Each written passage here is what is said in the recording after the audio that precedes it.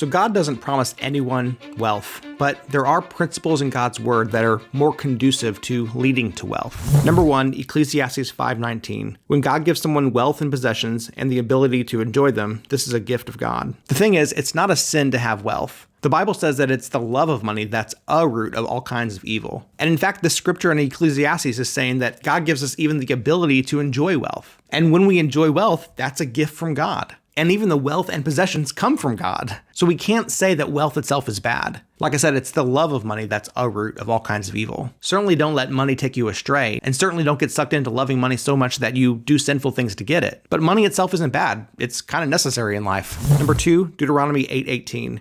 Remember the Lord your God, for it is he who gives you the ability to produce wealth. Like I said before, God doesn't guarantee us wealth, but he does give us the ability to produce wealth. The ability to produce wealth doesn't make it automatic, but it does make it possible. If God's given you 2 arms, 2 legs, a mouth to speak with, then you have the ability to get to work. So get to work.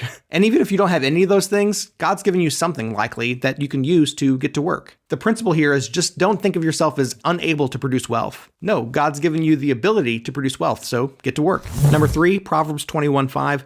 The plans of the diligent lead to profit as surely as haste leads to poverty. Simply making a plan is one of the most important things that you can do to start building wealth. If you simply sit down and make a roadmap to how you're going to build wealth, you're more likely to do it. You're far more likely to achieve wealth if you simply make a plan as to how you're going to do it. On the flip side, haste leads to poverty. If you don't make a plan, if you just simply say, I'm going to do this, but don't sit down to think about how you're actually going to do it, you might start spinning your wheels and maybe you make a little bit of progress, but it ultimately is not going to go anywhere. No, the diligent prepare, they plan, and that leads to wealth. Number 4, Proverbs 14:23. All hard work brings a profit, but mere talk leads only to poverty. So yes, it's important to make plans, but don't just talk about those plans, actually put them into practice. I like to say plan to work and work the plan. When you put in hard work, you're far more likely to achieve wealth. There's a saying nowadays that says work smarter, not harder. I like to say work smarter and harder. Don't just make plans, actually work hard to achieve those plans. Number 5, Proverbs 13:11, and a lot of these are coming from Proverbs, obviously. Dishonest gain dwindles money away, but whoever gathers money little by little makes it grow. Very simply, be patient and do hard work. Do honest work. Building wealth is a slow process. Get rich quick schemes are called schemes for a reason. Good, honest wealth comes through good, honest work, and it's done over time.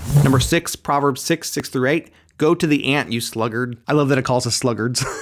Consider its ways and be wise. It has no commander, no overseer or ruler, yet it stores its provisions in summer and gathers its food at harvest. It can be hard to save rather than to spend. No one's forcing you to do it. You simply have to be motivated to say, I'm going to build this wealth. And there's often no immediate benefit, right? The ant could lazily say, I'm going to eat this food or even just not gather it because I don't need it right now. But instead, in wisdom, it gathers what it needs for what it's going to need later for when it can't gather later. It's wise to plan ahead and gather what you need for when you're going to need it later. Make a plan and stick to it.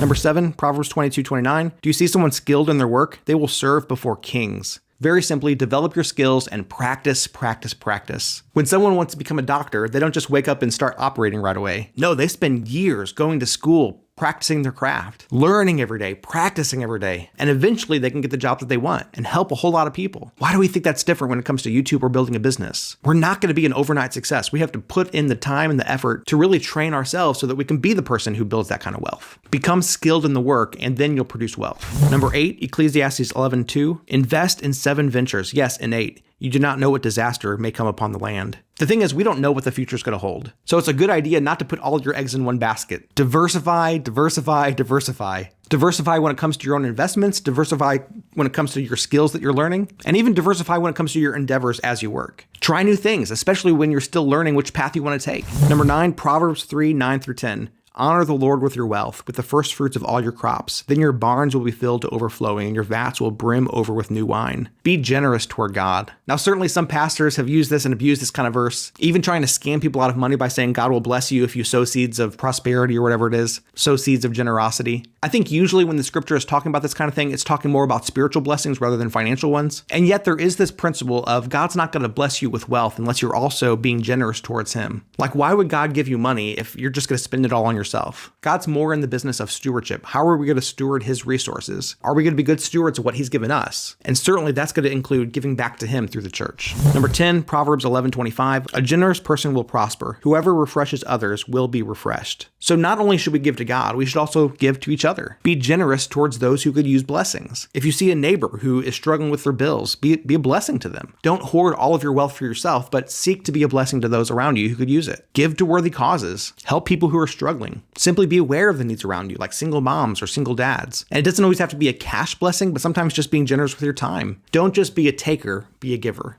And there's one last bonus verse because we need to keep all of this in mind. Luke 12:15. Watch out, be on guard against all kinds of greed. Life does not consist in the abundance of possessions. The thing is, more stuff does not equal more joy. Seek first the kingdom of God and his righteousness, and all these things will be added to you. Not necessarily all the things that we might want in life, not all the financial things that we might greedily want, but everything that we need, everything that we truly need in Christ we'll have as we seek him. Make the main thing the main thing. Wealth is not a bad thing, but keep it in context. I wish you all the best. God bless you. And if I can do it, you can do it too. I'm just an average guy.